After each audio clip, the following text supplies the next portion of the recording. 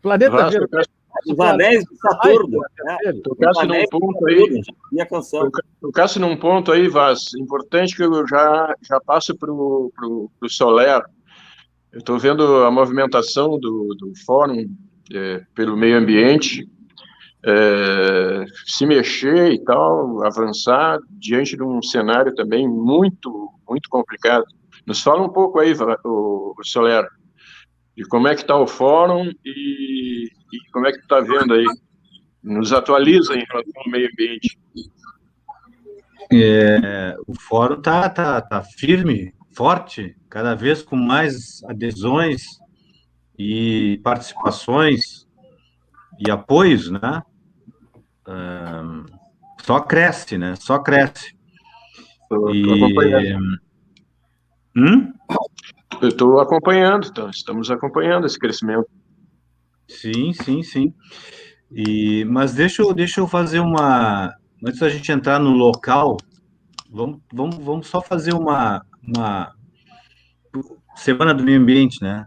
5 de junho, Dia Mundial do Meio Ambiente.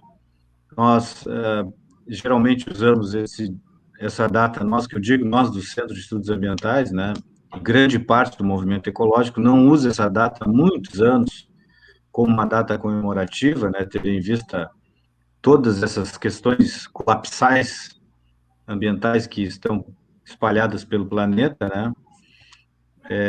Geralmente é uma data onde a gente reservada por órgãos como a ONU, por exemplo, para liberar informações, para liberar dados científicos, relatórios, né?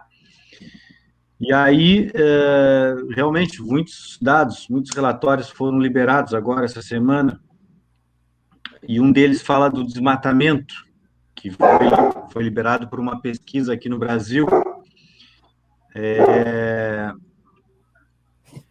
O que vocês achariam, só para a gente fazer um exercício aqui de provocação, que seria, assim, um absurdo o número de árvores derrubadas no desmatamento em 2020 por segundo? O que vocês achariam, assim, que seria um número inaceitável? Inaceitável? O que seria aceitável? Nenhuma aceitável. Derrubar quantas árvores por segundo seriam aceitáveis se derrubar em nome do sistema econômico e social dominante que é o capitalismo?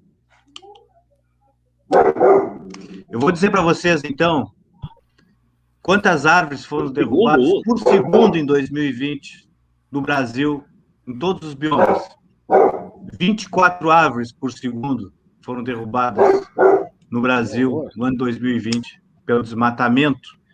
Desmatamento esse, o cachorro aqui está se pronunciando. Isso dá quanto? Ele tem que fechar o cachorro aí. Esqueceram de fechar o cachorro. Não, tá tranquilo. Eu já disse para ele não latir, mas ele não expliquei tudo para ele, mas ele levou 20 anos na Rádio Coach, para de latir, mas não adianta. Tchê, desse desmatamento, quanto vocês acham que foi ilegal? 100%. Vou dizer para vocês. Não seja exagerado, Paulo Otávio. 99,8% do desmatamento no Brasil em 2020 é ilegal. Tu já quer botar 100%, tia? Não, 99,8%. Seria um absurdo, né? E desses 99,8%, quanto o governo federal e o MMA autuou? Nenhum. 2%. 2%. E alguns devem ter perdido o cargo por conta disso. E tem toda a perseguição aos servidores e tudo mais, né? Então, esse é o cenário da política ambiental no Brasil, pegando o item só, o desmatamento, que está nesse relatório que foi divulgado agora essa semana, né? O Pampa também foi desmatado, sabe? O Pampa teve um aumento no desmatamento de 2019 para 2020 de 99%. A gente pensa em Pampa, pensa só em campo. Mas o Pampa também tem mata, também tem floresta. E o desmatamento aqui também se refere a cobertura de vegetação natural, nativa, as gramíneas e outro tipo de vegetação.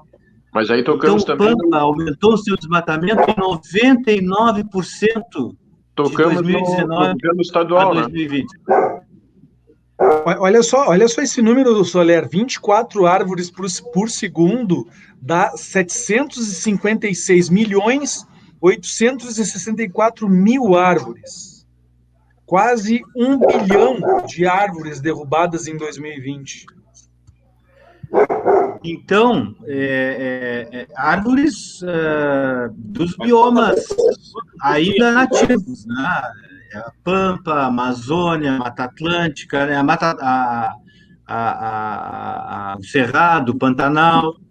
Né? Não estamos falando de outro tipo de desmatamento, como o urbano, por exemplo. Desmatamento urbano que também acontece. Né? Esse é a política ambiental do Brasil. Né? Essa é a política ambiental do Brasil, que está aí permitindo, incentivando o desmatamento, entre outros absurdos, né? Perseguindo os servidores, como tu disse, Paulo Otávio, né? Não coibindo, né? O Exército foi lá para a Amazônia, fez toda aquela operação, gastou milhões, muito mais do que o IBAMA gasta, não conseguiu diminuir o desmatamento, ao contrário, aumentou o desmatamento, né? E isso é só o desmatamento. A gente podia falar de água, de saneamento, de educação ambiental, de unidades de conservação, que agora o governo federal quer acabar com o desmanche, quer desmanchar o Sistema Nacional de Unidades de Conservação, né? E quando a gente fala disso, a gente está falando de pessoas. Nós não estamos falando só de árvores, só de banhado, só de flora ou fauna. Nós estamos falando de pessoas, porque o ambiente é o lugar onde a gente vive, seja ele urbano ou não urbano. É a nossa materialidade, é de onde a gente tira o ar.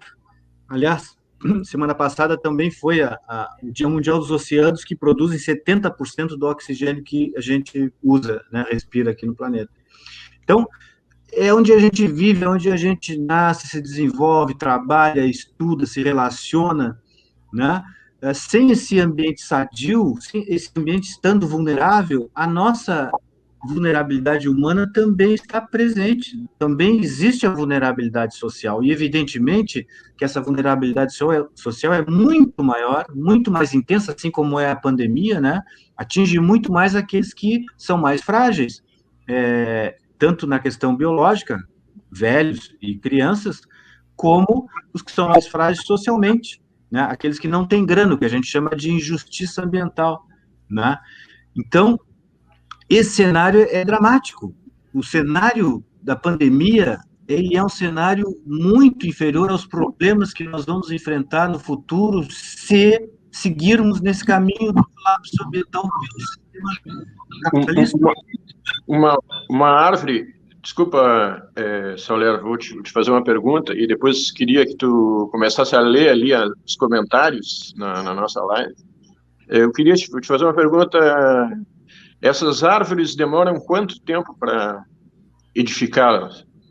Uma árvore leva, em média, aí, dependendo da árvore, 20 anos, 25 anos, 15 anos, né? Para atingir uma fase adulta e poder desempenhar uma função ecológica, uma função social, né? Por consequência, adequada. Mas uma floresta, meu caro, leva milhões de anos. Uma floresta leva milhões de anos. E a repercussão vai... Sim, e quando se fala em floresta, Soler, não se fala só nas árvores, né? Fala-se em todo o bioma, os animais, tudo mais que vive em função dessa floresta, né? Não são apenas as árvores, né? Quanta coisa, sei lá. Água para a agricultura, água para matar a nossa sede. Tudo isso depende da floresta em pé. Né? E quando eu falo floresta, eu não quero me referir só à Amazônia, mas eu quero me referir às vegetações nativas de todos os biomas que formam o Brasil e a América e o planeta, né?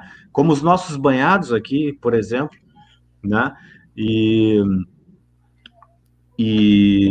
esse é o cenário que a gente vive atualmente, né? Um cenário extremamente caótico, sob o ponto de vista ambiental e social. E como eu estava dizendo, a floresta ela também aprisiona o ambiente nativo, sadio, equilibrado, ele também aprisiona vírus. O próprio corona saiu desse desequilíbrio, da relação de desequilíbrio entre a sociedade e a natureza, se é que a gente pode fazer esse paradoxo, né? Porque, na verdade, a sociedade é a natureza também. Mas entre o capitalismo e a natureza, então, vamos ser mais claros, né? Porque, na verdade, não é a humanidade que é opositora à natureza. A oposição à natureza, por essência, é a do capital, né? E sempre, Soler, também entra aquele raciocínio que é necessário se fazer. Eu, como o Paulo Otávio disse, eu passei o dia hoje no Piratini Profundo, bonito dizer isso, né?